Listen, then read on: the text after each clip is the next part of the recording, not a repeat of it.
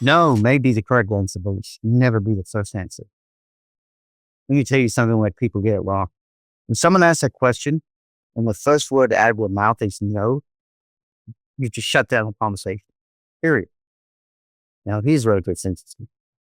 I've actually had cheerleaders that are deeply respect tell me the same thing. Just get to yes.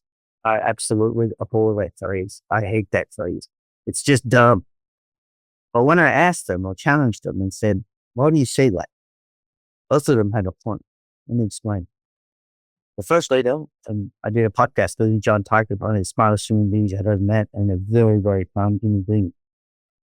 He was a test wing commander, multiple time wing commander. He ran a test wing, and he was very innovative. His logic was simple, and in his business, it's correct. If we don't find a way to get to yes, the enemy wins. In combat capabilities, speed matters, innovation matters, and agility matters. So he is absolutely correct. If bureaucracy slows us down, if risk aversion stops us, someone else gains the advantage and we lose. That's a brilliant point. He wasn't saying little safety or policy.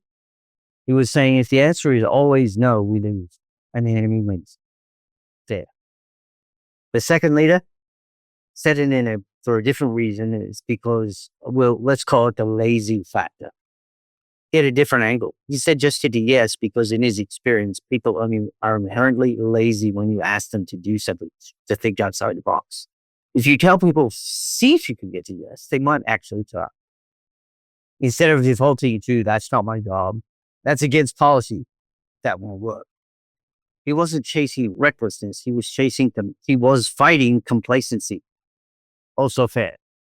Now, here's where I disagree. Sometimes you can't get to yes. Sometimes policy, law, physics, math, or resources make it impossible to get to yes.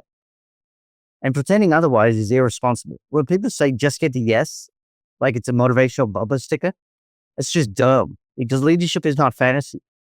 Here's my rule. No may be the correct answer, but it should never be the first answer.